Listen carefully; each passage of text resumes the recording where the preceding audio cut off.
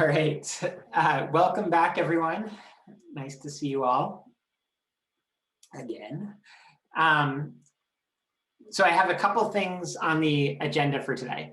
First, I want to make sure that everyone is set up with a, first of all, Google account so that you can access Colaboratory, and second of all, a GitHub account so that you can access the code and submit assignment 3.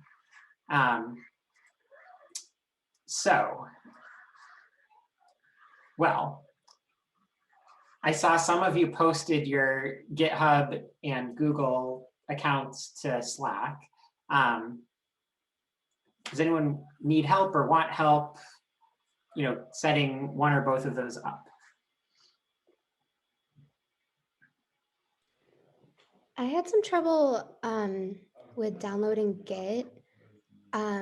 I think my laptop is it's one of the new like M1 Apple laptops, and I think like I was trying to do some research into why it wasn't working, and apparently like the M1 chip doesn't really work the same way with terminal as Intel chips do. So I was having issues there trying to figure out what to do. So yeah, so there's nothing to download. This is actually why I set up the course this way, because we've definitely had processor issues before. Let's see, what's the best way? Okay, well, I can do this in a private window so it doesn't use my credentials, but let me share my screen. Okay. So the way you get a GitHub account is you just go to github.com and then click the sign up link. This is kind of a fun thing you can play with. I don't know if you can tell I'm dragging the earth there, but okay, and you sign up and then enter your email. So,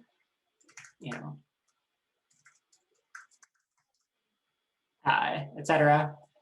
And then you just continue the prompt. So you'll have to pick a username and password, which you should make something that you remember and that you don't mind the public seeing. I mean, your password the public won't see, but your username should be something not embarrassing. Like your name or something like that.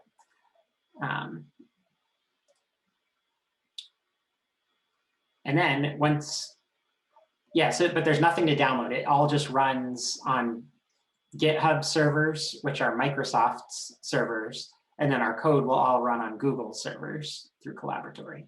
So there's nothing that runs on your local machine except for a web browser, which I know M1 chips support web browsers, so they are new, but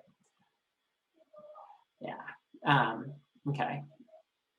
And then once you make that account, you can log in, and then you just want to type in your username and email address and then your GitHub password. There's an option to set up 2-factor authentication. If you don't know what that is, then don't set it up. If you do know what it is, it makes your account a little bit more secure. But I don't think your accounts for this class are going to be at high risk for being hacked, but something to think about. Okay, so is that working for, okay, so I'm going to stop sharing, exit out of that, and then I'll share my actual, okay, so let's see. So now I'll share my actual browser window.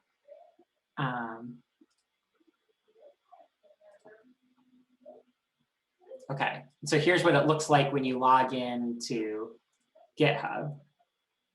So, it'll display some notices and that sort of thing, but, and then, you can, let's see, can you get access to your Oh, okay. So it has your repositories, stuff like that. So that's what it looks like. Is that working for everyone? Or is it, I should say, is it not working for anyone?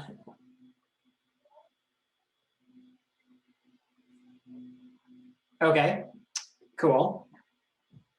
Next, you want to go to collab.research.google.com. Actually, you should log in. So first log into your GitHub account so that it's in your browser's cookies. And then you want to log into Colaboratory. And then if you click the GitHub tab in the window that pops up, well, the first time you click it, it'll like have an option for connecting your GitHub account. And so it'll ask you to type in your GitHub username and password.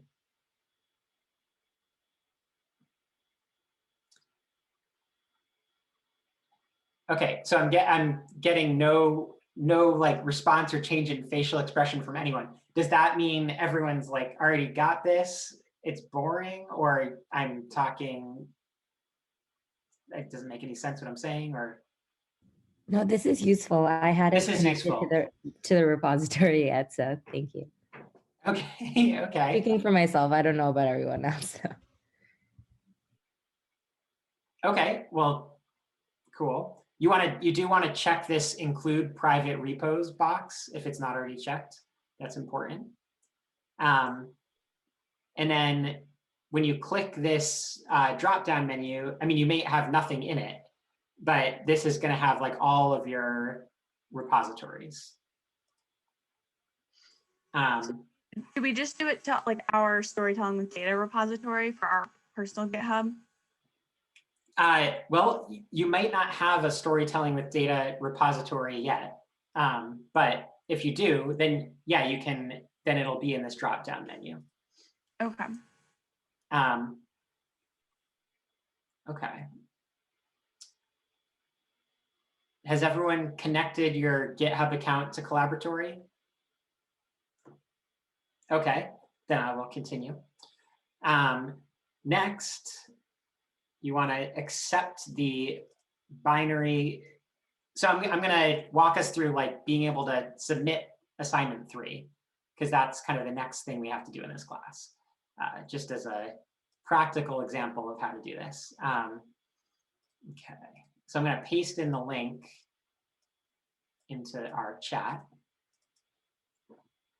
So you should, if you've already accepted the assignment, you don't have to re-accept it. But if you haven't accepted the assignment, you want to click that link that I just pasted into the chat.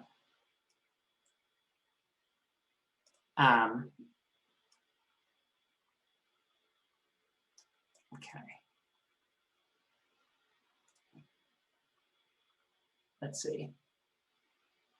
I can probably watch you get it. Okay, so Isha, you just did this. Great. And Amelia, I think you had you already accepted it? I don't remember. I think so. Okay. Yeah, I think I did it earlier. Okay. Okay. And then Leah, I saw you just did. Cool. Okay, Nathan, you're good. I think I did mine the other day. Okay, do you remember your GitHub username? Yeah, it's just Kira Dennehy, my full name. Oh yeah, perfect. Okay, you're good. And then Amelia. Oh, sorry, what was your, is it? AP. Oh, AP, okay. Oh yeah, great. So you have it too. Okay. Wonderful. Okay. So now you all have that that assignment, like a copy of that assignment's repository under your name. So that's good. Next, Well, there are two ways to do this. So, well, Nathan, since your repository is on top, I'm going to use yours as an example. You want to open up your page. So it'll be github.com/contextlab with the C and the L capitalized, and then binary-converter- and then whatever your username is. Okay. So this is Nathan's. And then you can click the binary converter notebook link, and we'll see if it works. Great. It may happen that the notebook displays like this. Sometimes you get a message that's like a little error message that says reload with a question mark next to it, and then you can click it and reload it. There's some weird thing with GitHub servers that it's like, in order to display a notebook correctly, you have to be the only, like the load on whatever node the web page is being served from has to be like under some threshold. So there's some weird bug in their system that doesn't always display or render these pages correctly. If you click refresh enough times, it'll render it. The other trick is you can just click this link directly, and that will do what's needed. And so the thing you're looking for is this open in Colab link. So if you click that, it'll open up a Colaboratory version of your notebook. And nothing is done in the assignment, because this is just like you starting out. Okay. Everyone good so far? Okay. Now the next piece is important. Now you want to copy it to Drive. So when you just click the open in Colab link, it makes like an interactive version of the notebook, but it's not actually saved to any permanent location. It's saved to like a temporary server that Google has spawned up for you. But what you want to do is copy it to your Google Drive. And that will make a copy of the notebook that is stored somewhere that you can save, that's associated with your Google account. And you know that it worked because you'll get copy of and then the notebook name. And then you just delete copy of, and now it's named something reasonable.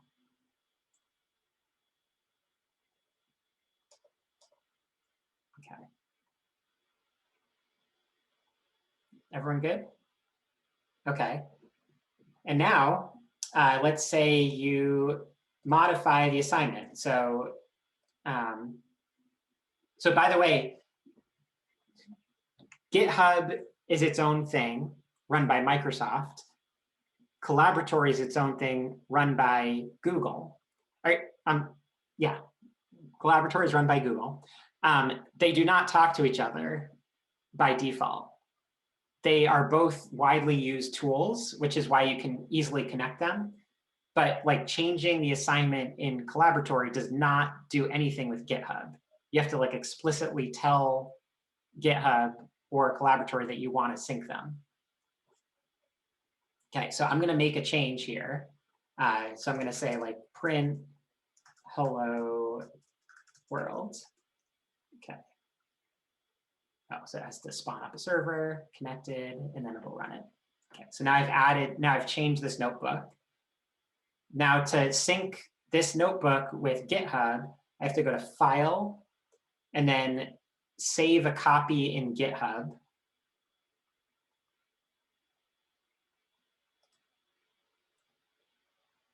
Now it's going to link with my GitHub account, which it knows about because I associated them previously. And now you want to scroll down to your repository. You're going to have fewer things in here. This is what happens if you are a developer for 25 years, but you probably haven't been alive that long. So at least you won't have 25 years of crap in here. But let's see. So here's my repository. It's going to say like binary converter. So context lab, binary converter, and then whatever your username is. Mine is Jeremy Manning, all one word. And then you want to make sure the file path is just binary underscore converter. And you want to make sure this link or this checkbox include a link to Colaboratory is checked. And then when you press OK, then it will copy, it will upload the file from Colaboratory to GitHub. I'm not going to do it because that will overwrite my assignment, which is the solution. And I don't want the solution to break. But if you pressed OK, then it would do that. You could try, it's not going to hurt if you press OK, unless you've already, written code. Okay. So you're welcome to try it, and it's not going to break anything for you to copy it to GitHub. What's going to happen when you press OK is it should open up a new tab in your browser with your repository, and then that new copy of the file will be there. Okay. So now when you edit the file in Colaboratory, will it update in GitHub? No, Okay. So it just does it that one time. So yeah, so a few places I've seen things go wrong are like, if you don't copy it to your Google Drive, then any edits you make, let's say you work on the assignment for an hour, then go have dinner, then come back and you're like, oh, I want to work on the assignment more. I didn't finish it. If you didn't save it to Google Drive, then Google's server is only going to last, there's some inactivity sign out period. So an hour will probably trigger it. So then when you go back, your assignment's going to be gone because it's like you didn't save it anywhere. You saved to some temporary machine that got spun up just so you could open up the notebook. So if you save it in Drive, it'll become associated with your Google account. And then now it's something you can search for in Google Drive and find again. And then the second, so that's one issue. And once it's saved in Drive, you can just do all your work in Colaboratory, and as long as it says all changes saved, then you're good. And then once you want to actually submit the assignment, then you have to save a copy in GitHub, and that's what actually submits your assignment. And so this whole menu should pop up.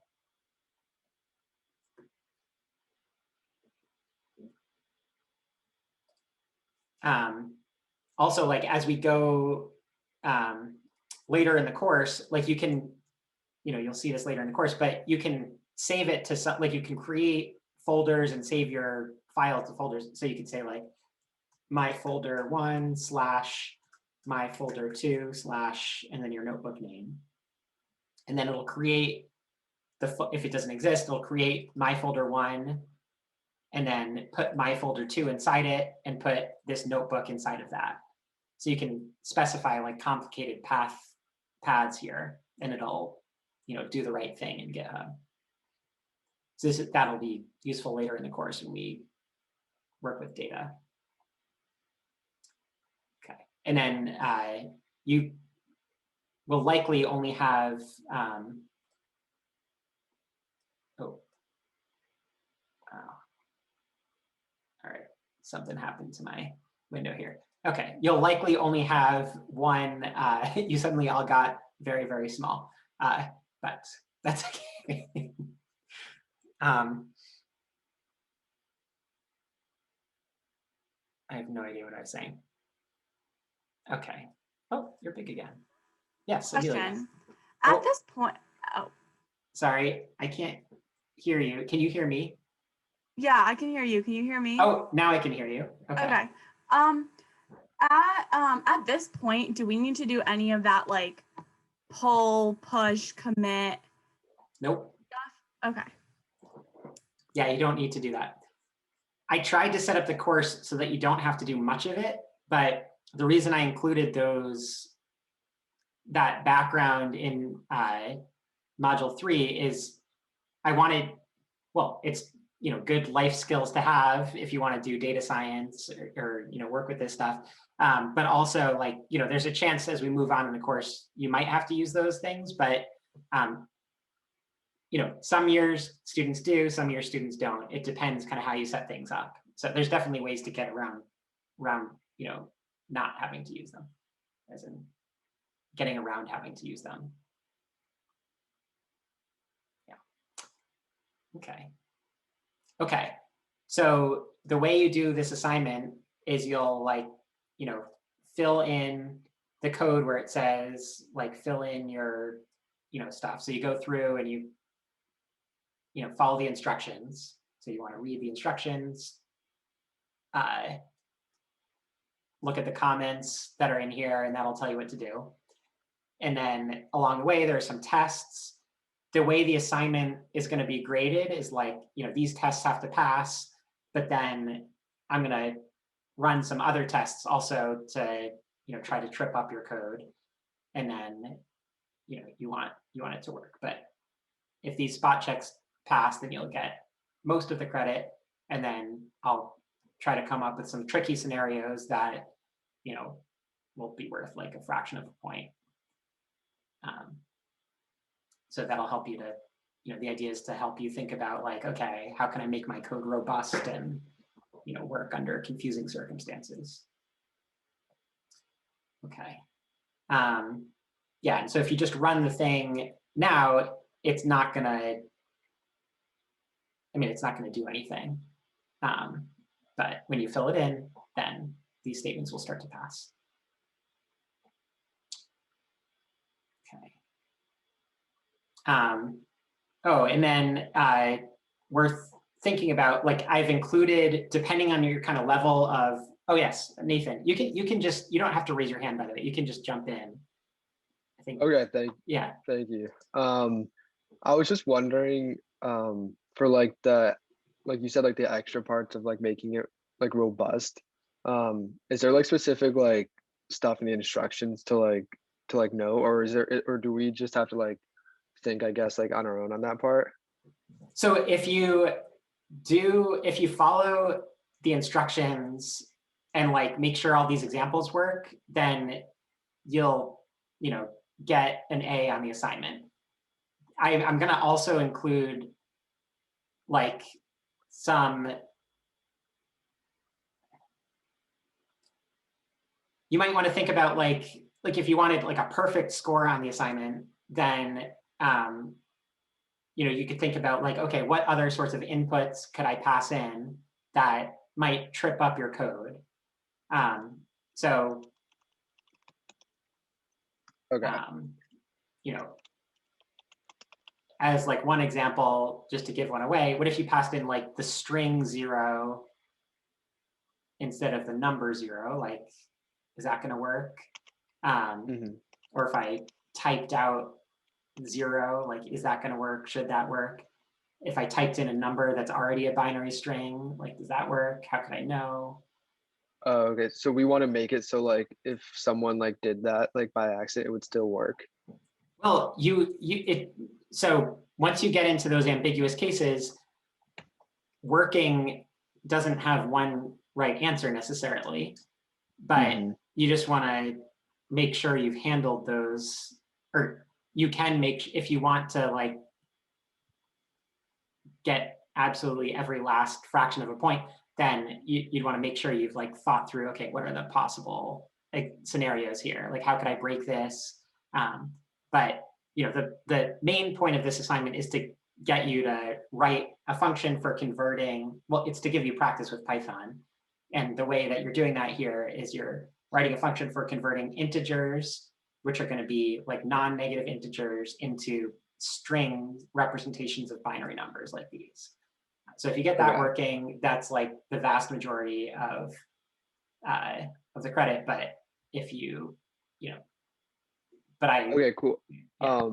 And I guess just because like I'd be curious of like what those like extra stuff were like after the assignment, like would we be able to like go over some of that stuff? Okay. Yeah, sure. If Yeah, and every assignment in this course, I mean, especially during pandemic times, like, you know, deadlines are flexible, you can hand things in multiple times. I really don't think it's going to be worth your time. Like if you get everything working and like all the weird test cases fail, I don't think it's very unlikely to actually affect your grade and be worth your time to like go back and fix them. But I'm happy to talk about, you know, how to fix them if people want, or you could, you know, always sign up for office hours. But Okay. I don't think it's worth like, you know, stressing out about some weird edge case, but you know, just to get you thinking and make Okay. Yeah. your code robust. Sounds good. Thank you. Yeah, it's like, I think the way to think about it is like, if you are new to coding or relatively new to coding, and this is a hard assignment for you, then just like get the basic thing to work in the simplest possible way and you'll do fine. If you've like been coding for a while and you're bored with it, then there are some ideas here as you like go on later in the code to solve this in more complicated ways. And you could also start to think about weird edge cases that might break things.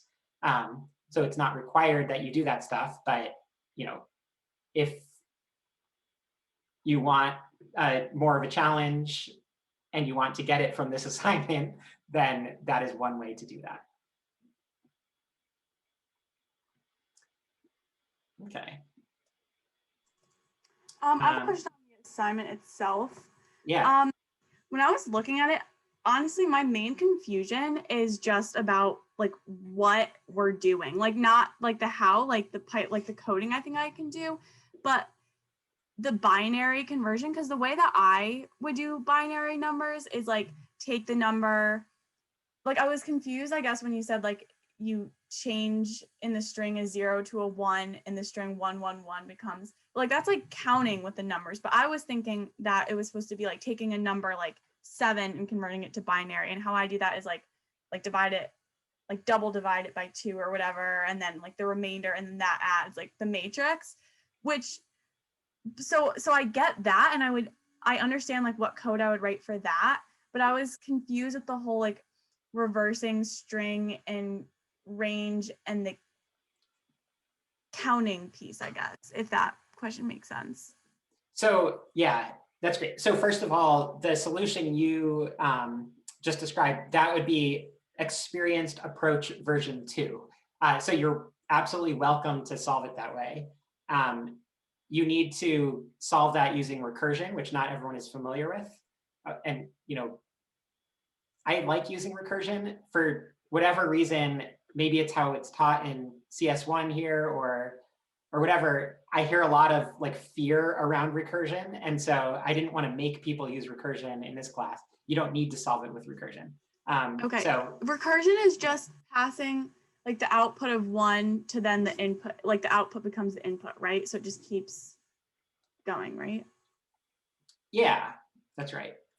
I think, yeah, it was at the end of CS1, but that like makes, honestly, like that sounds easier in my head than, maybe I'm just like misinterpreting the first part, but like reversing the string, and I just don't get how that would convert the number.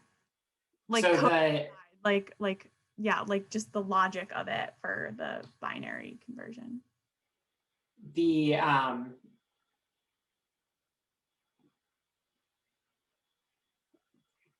sure. So first of all, if you feel like you have an intuitive solution that gives you the right answers, you don't have to follow any of the instructions. All you need is your function to work. So you can solve it using recursion, using division. There's a way to solve it using logarithms, etc. And that's totally fine. So you don't need to solve it in any particular way. And I think different people find different versions of these solutions differently intuitive. So, you know, even though I've called things like the beginner method, the experience method, use whatever you think is most intuitive, and that's fine. You don't get any more points for solving it using one method or another, and you don't lose any points for solving it one method versus another. It just has to work. The reason I recommended the solution I did is basically based on this animation. So it's like, if you think about counting in binary, that's what the example instructions let you do. So it counts from like 0 up until the number. So it's just kind of implementing this animation essentially, but you don't have to solve it that way. No, yeah, I get that for counting. Like that's how you would count, but so was I guess was the beginner approach to like, it starts with 1 and it just keeps counting up until it gets to the number and then spits that out. So it always starts with like at 0 or something and it just keeps incrementing. So it counts binarily. Yeah, exactly. So so it starts with 0 Gotcha. and then increments by 1 until you get to the number you passed in, and then you return it. Okay, that's what I was confused about. Because when you said up top that like the string 0 will become 1 or whatever, and the string 111 will become 1000. So that's what you mean by like, I guess I was confused there because I thought you were saying that like 111 was 1000 for binary, and that's like obviously not, but that's like what the next number would be. Yeah, Like, so, right. So if, so that's going from that's like right. 7. Yeah, so the idea is like you want a function that's going to turn one string representing a binary number into another string representing one more than that binary number, also in binary notation. And so that's what this increment function does. Oh, gotcha. So wait, so is the input supposed to be already a binary string? Nope, it's supposed to be okay. a number. Yeah, Okay. like just a Okay. base 10 integer, like non-negative integer. Okay, but this approach was then putting the input in as a string and then incrementing up until you get the string. That's for the number input. Okay. Exactly. So that makes sense now. So if you find, like, if you found the intuition driving counting in binary to be confusing, you may find this animation to be useful if you like kind of work through it. And then you could debug your code if you follow the kind of beginner instructions. You could debug your code by having it print out like counting in binary. And so that may be useful. If you already find binary intuitive or you want to solve it a different way, that's totally fine. You don't have to solve it this way.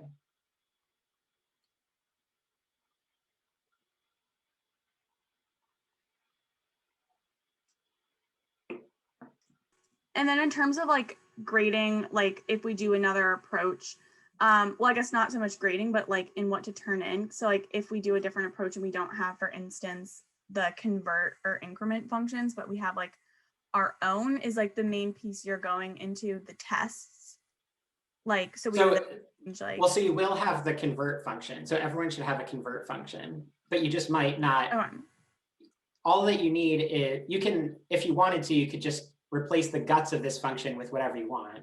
And then it just has to, pass these tests and, other similar tests. And then, so the reason I don't list all the tests is like, technically, you could just hard code in like, okay, if you get a 0, output the string 0, etc. And then you don't have to actually solve it. You could just, come up with something that's functionally equivalent for a finite number of examples. But if I hide some of the examples, then you actually have to solve it. So like I might put in 101 or 1000, and then now it won't be one of the things I listed. So that's most of how things will be tested. And then also, what if I try to break your function by calling it in a way that you didn't intend it?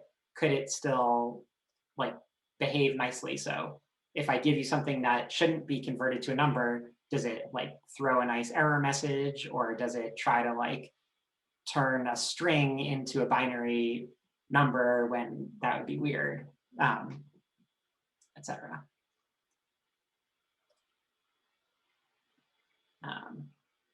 Or if I like, give you -100, like that should fail because, you know, that's not covered by any of the instructions here. Not that it's not possible to represent a negative number in binary. Obviously, our computers do that. But for this assignment, using these instructions, it's not possible.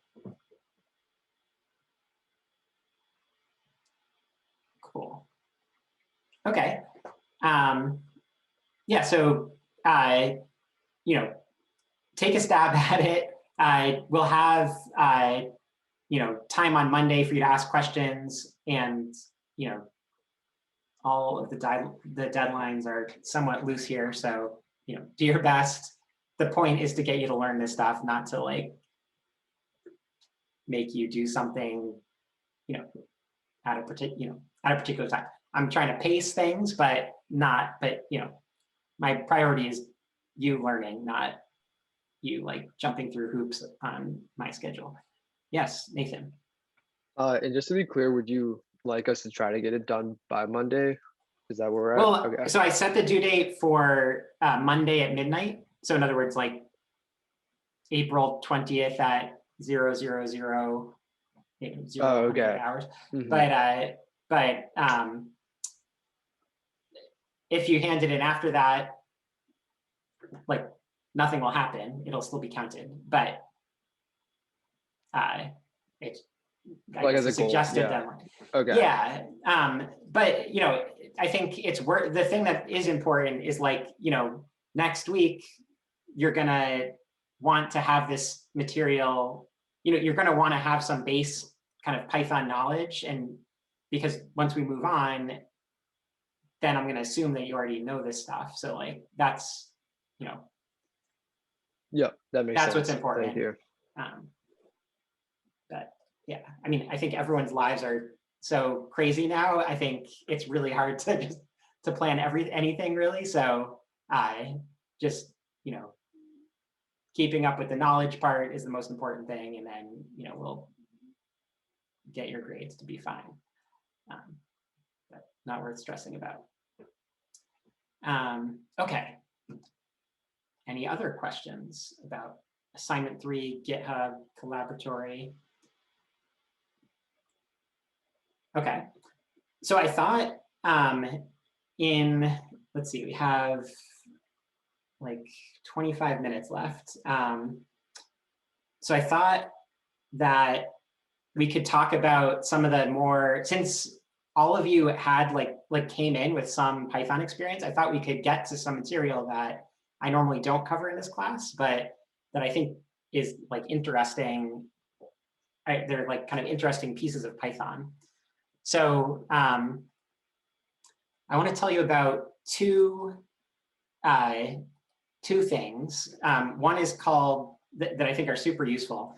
One is called list comprehensions, and the other is called decorators. So list comprehensions are like a special way of efficiently creating a list that's made up of transformed elements of another list, or another what's called iterable object. So something you can like increment through.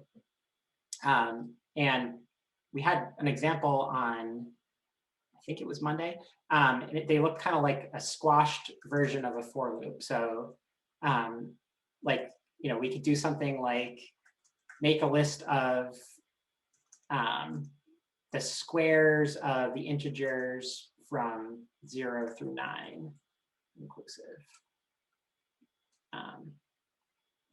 Okay. So, oops. Does everyone know what this range thing does? Have you seen this before? It's a weird type of object, but it's you can treat it as like a list of the numbers from 0 to the number you pass in -1. So if you say x for x in range of 10, it'll give you these numbers. And then x squared for x in range 10 is how you do the full, make this new list. So this first part, like x to the power of 2, it says like how to create each element of the new list. So in this case, like the list Y.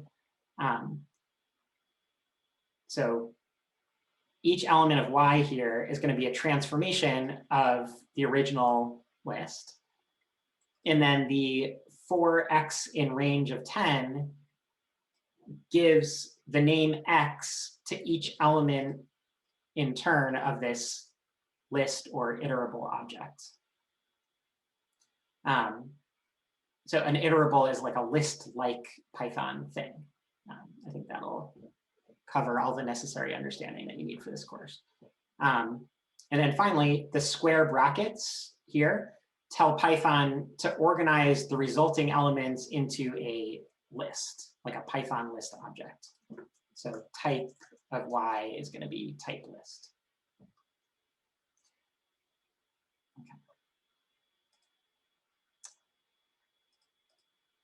This can be a really weird syntax if you haven't seen it before. How are you doing with this? I like it, honestly, because I feel like it's like super efficient. Like I could see like the code to do the same thing be a lot longer, like having to set variables and go through loops and that. So I like it. Yeah, it can be really, really efficient. It can be, so there are pros and cons. These can get confusing. So I'll show you some ways they can be confusing. But they are really efficient, and it's like it's called like a Pythonic way of writing code. There's a whole philosophy of writing code in Python. You can read about it if you say import this. There's a poem about it, The Zen of Python.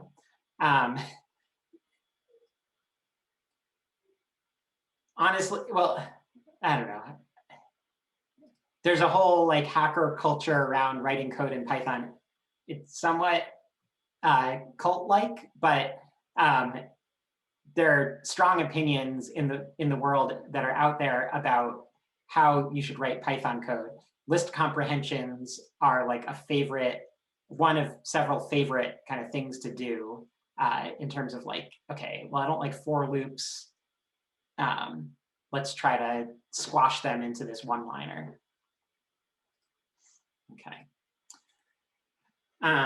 Okay, you can also do fancier things with list comprehensions. One thing you can do is incorporate conditional statements like if, else, etc. So we could say like, let's just take so Y now, maybe I'll just have it print out so it's easier.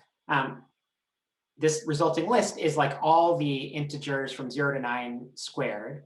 But now I could just take the even integers by saying like, only do this if the remainder when X is divided by 2 is equal to 0.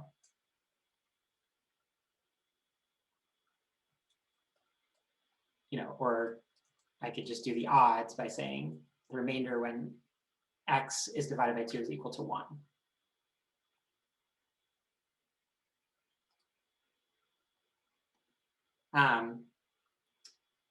So that's kind of a weird trick there. You could also assign like different values or different like ways of transforming these elements depending on whether or not a given condition holds. So I could say like, let's see, square the even numbers and do nothing with the odd numbers. So I could say like X squared if the remainder when X is divided by 2 is 0. Otherwise, just return X for X in range of 10. So it's going to keep the evens squared and the odds unchanged. Does that make sense?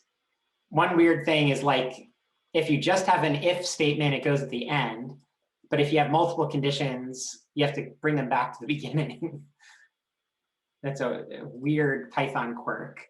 And another really, really strange, like basically the reason these can get confusing is, so if you've seen like elif statements, so let's say like x equals 0, and then we say like if x equals 0, like print case 1, elif x equals 1, print case 2, else print other, you know,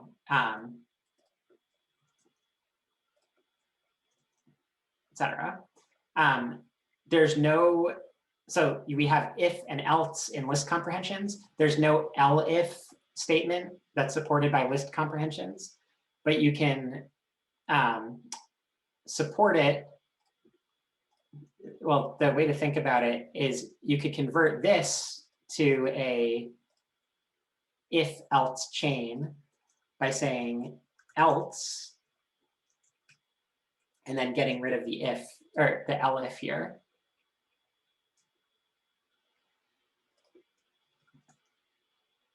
Oops. Oh. Right. So let's see. Let's make something crazy. We could say it's going to be just regular x if x divides evenly, it is divided evenly by 3. And then otherwise, we're going to square it if x divides by 2 evenly. And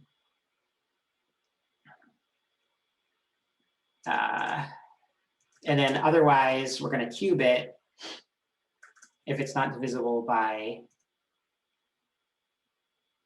3 or 2.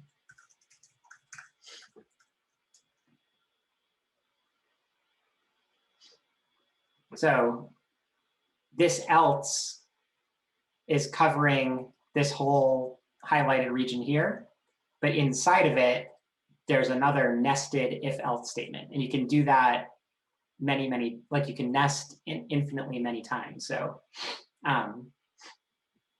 anything can be nested. Or so you can make like kind of arbitrarily complicated conditional statements. Does that make sense? Okay. Let's see. Oh. Okay.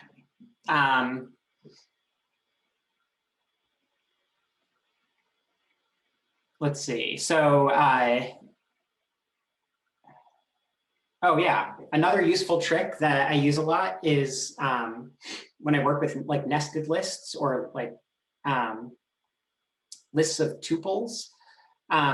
So let's see. So let's say I have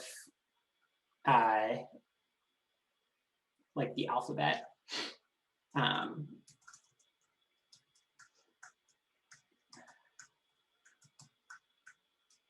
Oops, Q, R, S, T, U, V, W, X, Y, Z. Okay, and then I could say, actually, does anyone know what this does?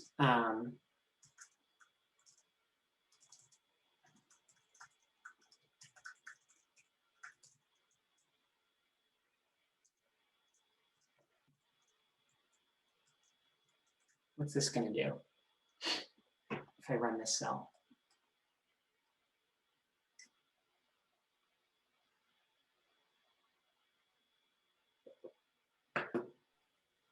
Is it gonna like associate each letter with like a number, like with the length of the word? Yeah, exactly. So it's going to count up for the indices of each element of alphabet. And then here it's printing out like the index and then the value. So this is super useful. And what enumerate does is it,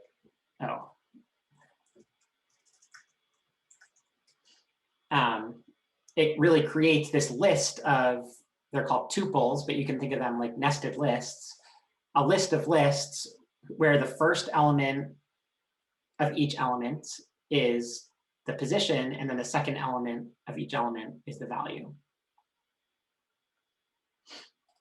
So then we can say like J for I enumerate alphabet if, so we could like take out every third element, including the 0th element. Like anytime the position of the letter is evenly divisible by 3, we could take out those elements and then return a list of the remaining letters. Does that make sense? So like the trick here is you can use enumerate to create a list of lists. And then this syntax says, call the first element in each little list I, and that's going to be the positions. And the second element, which is going to be the value of each element of alphabet, we're going to call J. And then we're going to create the new list as just the elements J, so like untransformed. But now we use this conditional syntax to say only include the elements at positions that are not evenly divisible by 3. And you can use all this, the same like if else nesting, whatever you want. Okay. And then another useful one is like, so the range operator can also have some additional arguments. So this is how you count in increments of like starting with 9 down to 1 before -1 in increments of -1. So this will count from 9 down in increments of -1 down to 0. We could say like x minus y for xy in zip range of 10. So this will give you like, well,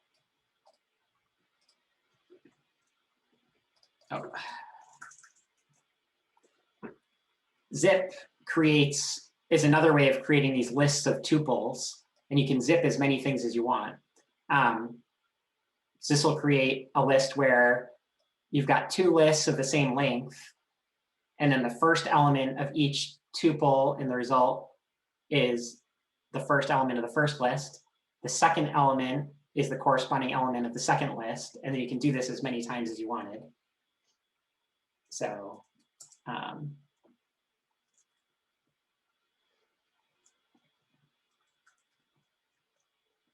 oops.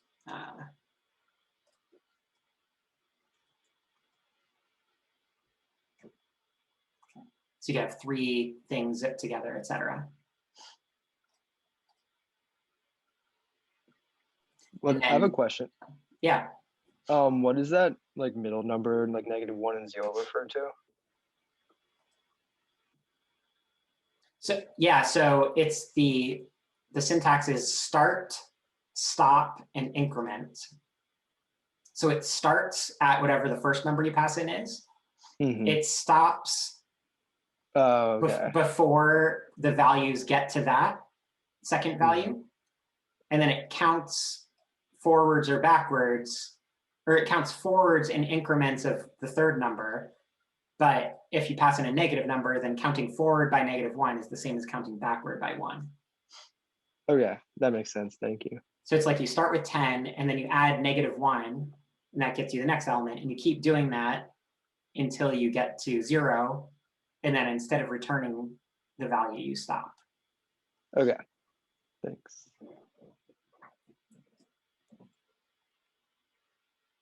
So list comprehensions are a nice way of writing like really compact and readable code. There can sometimes be like a little speed up if you're replacing a for loop with a list comprehension.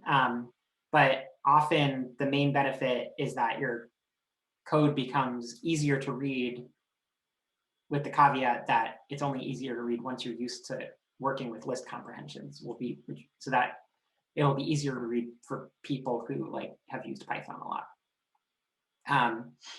And then, so if you want to dig more into these ideas, Python also has a similar syntax for creating dictionaries and sets, which are other data types in Python.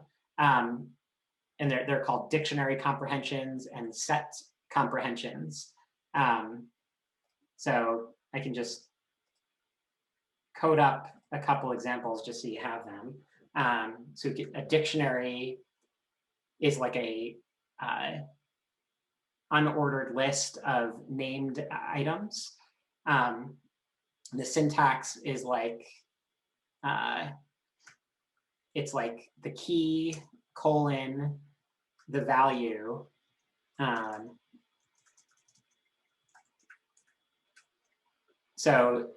then the rest is just like a list comprehension. And then instead of enclosing it in square brackets, you enclose it in curly brackets. So this creates a dictionary whose keys are the integers from 0 to 9, and whose values are the squares of the integers from 0 to 9. So then I can say like,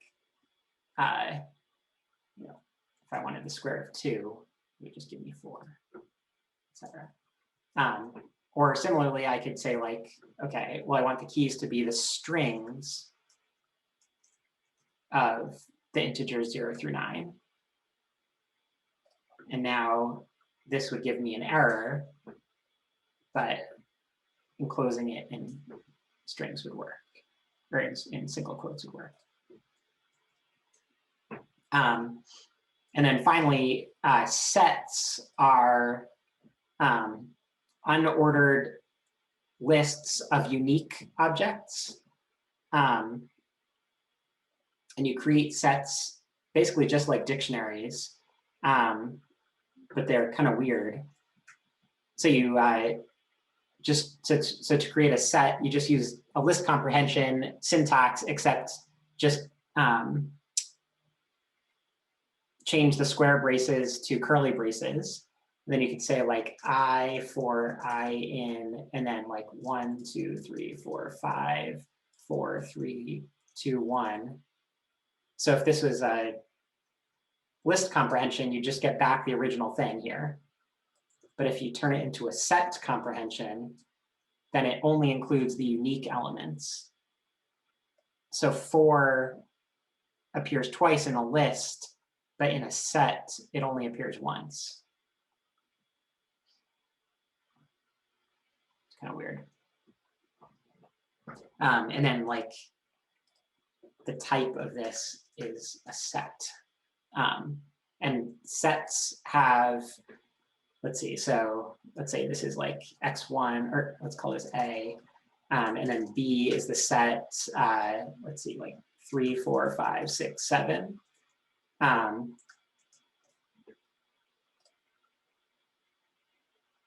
What did I do here?